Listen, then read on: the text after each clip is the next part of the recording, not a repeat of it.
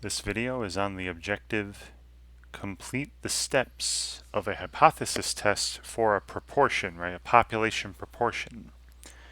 And this is using the critical value approach, right? Where you find critical values, set up rejection regions, and see if your test statistic for your sample is in that rejection region or not.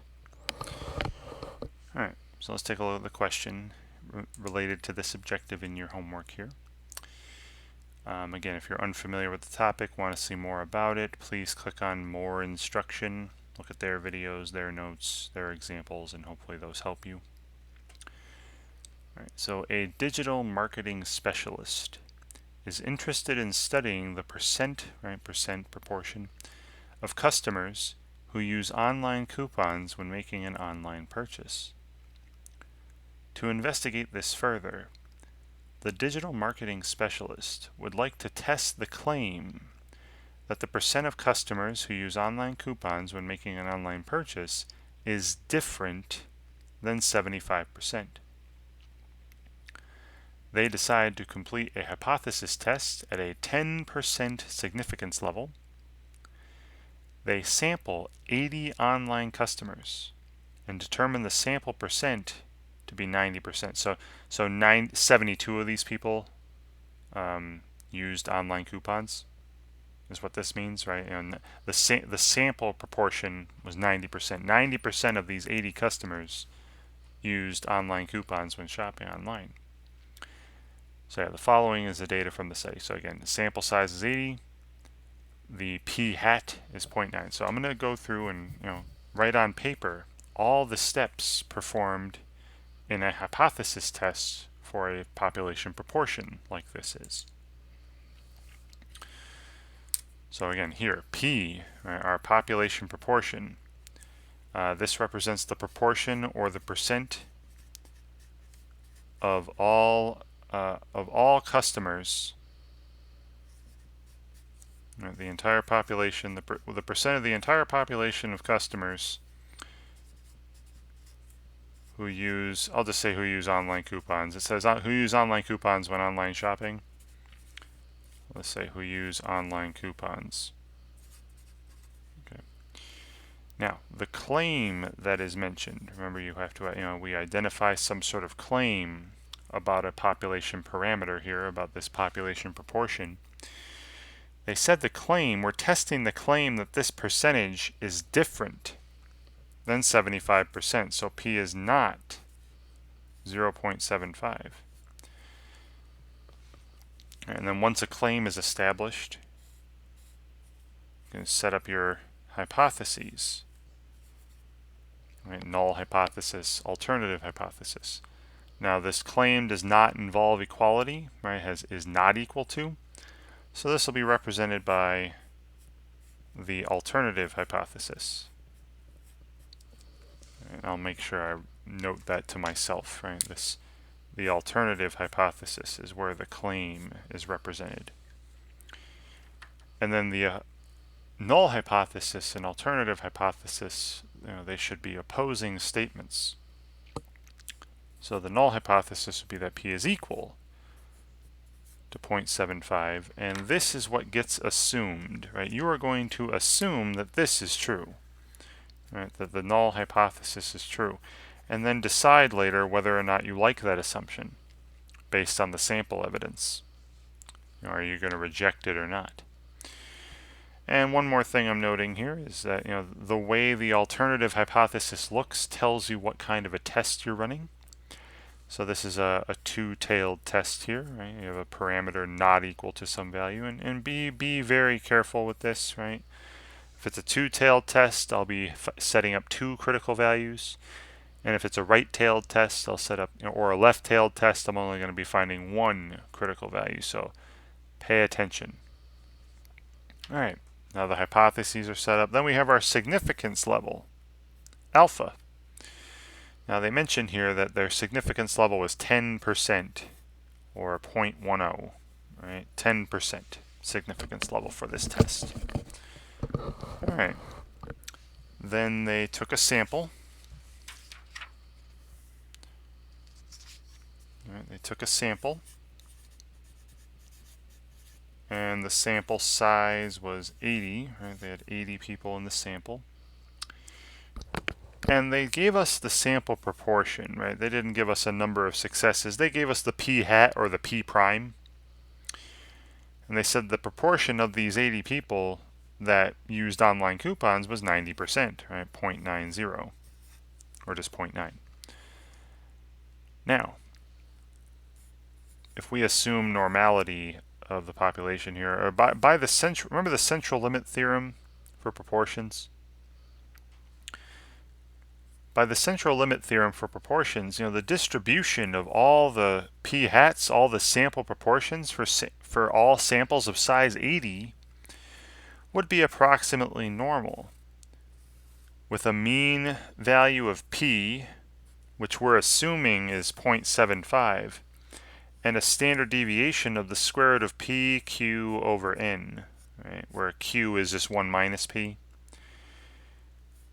So again, so we're saying here that the distribution of sample proportions for samples of size 80 is normal with a mean of 0.75. Again, p is assumed to be 0.75 from the null hypothesis, and a standard deviation of the square root of 0.75 times 0.25, divided by 80, the sample size. Right? And we'll figure this out in a second. I'll use that in a second to find our z-score. Right? Because now I would like the test statistic. Right?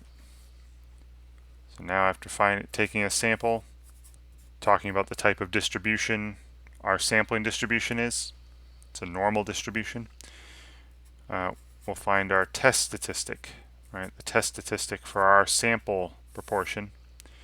And again, we're dealing with normal here, not students t, so this is a z-score. And we're going to convert this to a z-score.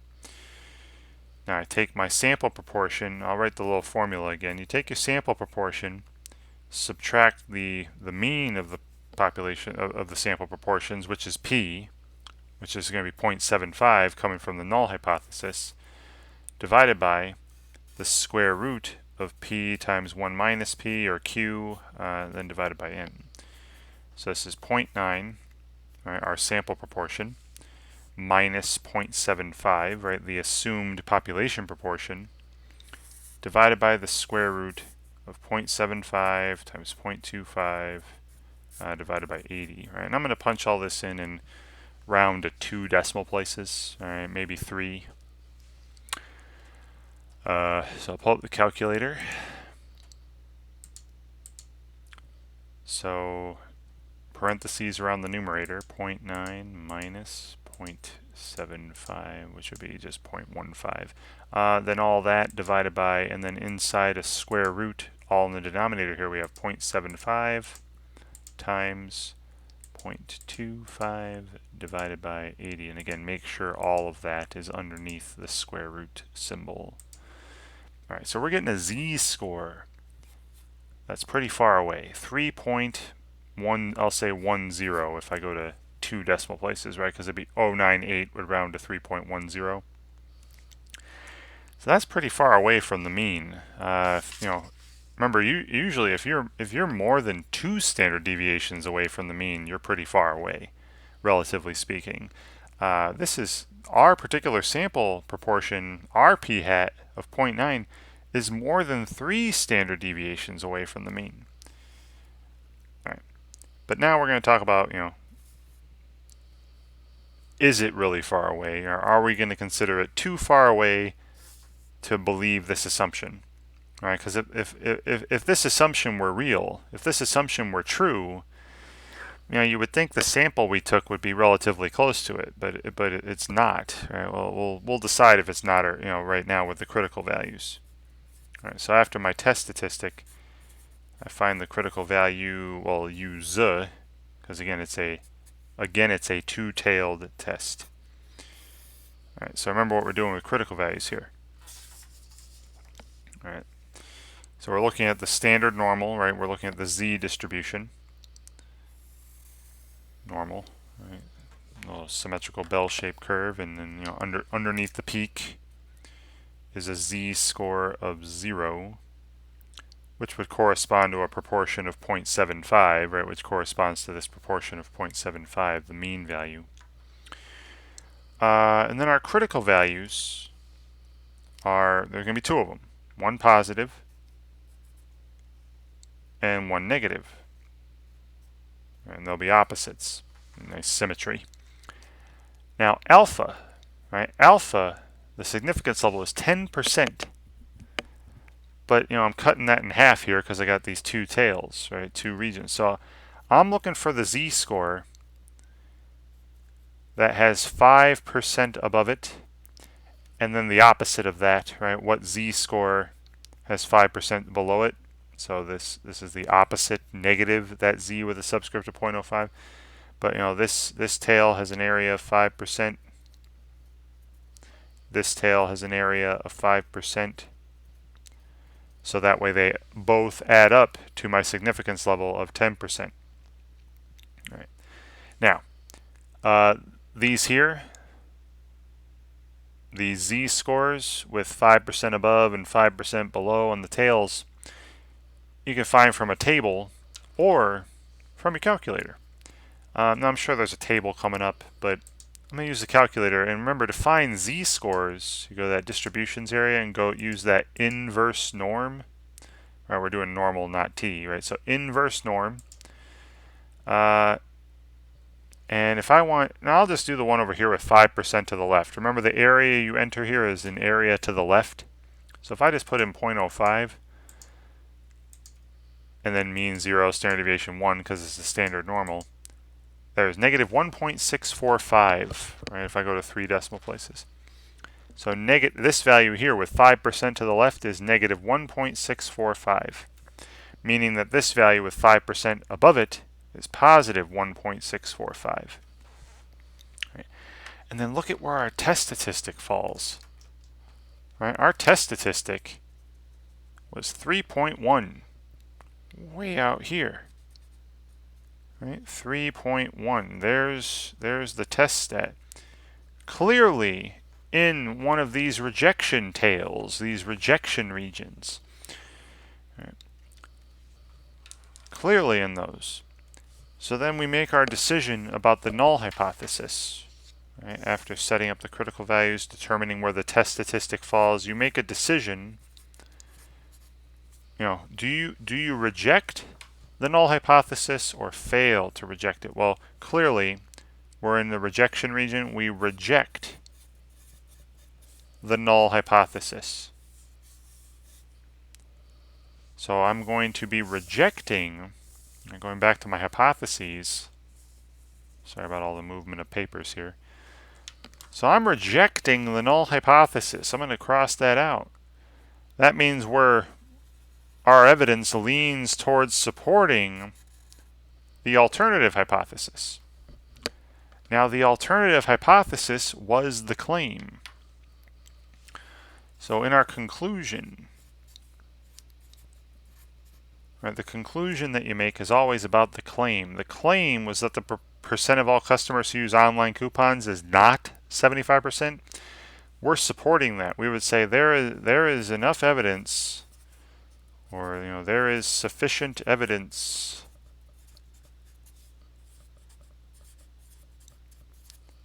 to support the claim.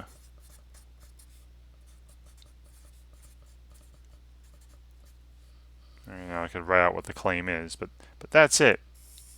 That's our conclusion. Right? Because again, we rejected this statement. We rejected the null, leaning toward the alternate, and the alternative hypothesis, had the claim in it.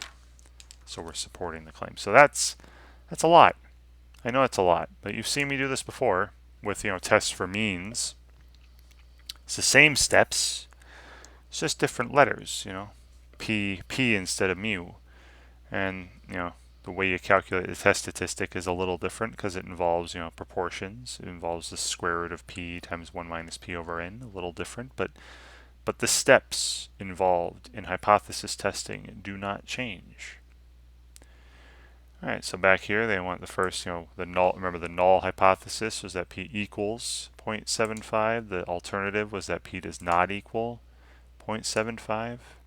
Got that down. Two-tailed test, right? Then they ask us for the test statistic. Now they're using P prime instead of P hat. Whatever, right? Remember P prime, P hat meant sample proportion. So you see they took the sample proportion minus now P0 is just that value of P from the null hypothesis, right? 0.75. So they do all the same calculation. You can do all the same. This is the same formula I showed you earlier, but they're using P prime instead of P hat and P0 instead of just P. But again, it's the same numbers. And I calculated that as, remember, 3.10. Remember, my test statistic was 3.10. Again, you read through your answer explanations, you'll see the exact same calculation I did earlier. All right, then they want the critical values. Now they gave us a table. Remember I said it was 1.645 and negative 1.645? Because that was the z-score with 5% above it, and then the opposite, making a total of 10% for the 10% significance level. So now we're going to get that here from our little drawing. So I moved this down to the proper test. It's a two-tailed test. Two-tailed test. Significance level. Just move this so that your critical values are at 1.645. So all the way over here, say 1.645, negative 1.645. And then I'm going to move my test statistic to 3.10. Right? Remember that was at 3.10.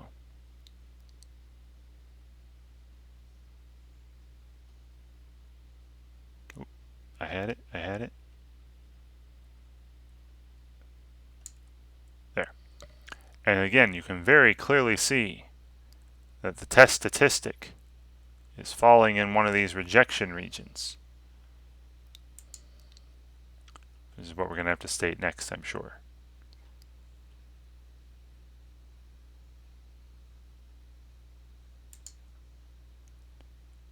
All right. And I said it, if it's in the rejection region, we're going to reject the null hypothesis. So it's either the third or fourth option. But then I told you earlier, if we're rejecting the null hypothesis, where was it? If you're rejecting this, that means you're accepting the other one.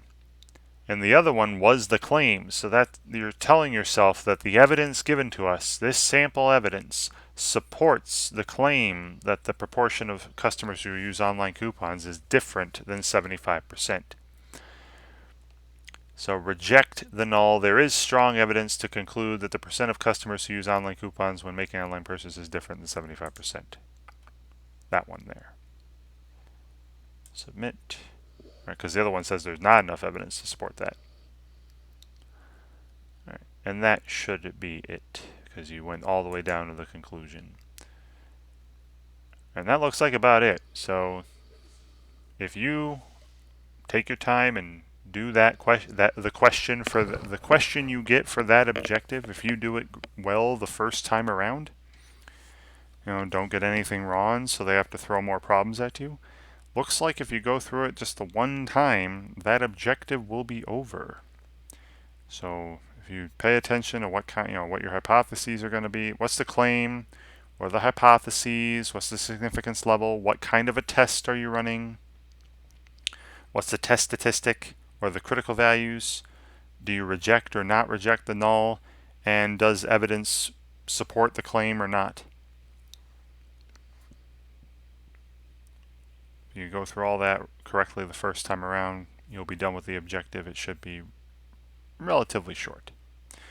Might take a little bit to make the calculations and stuff, but I'm sure you can manage.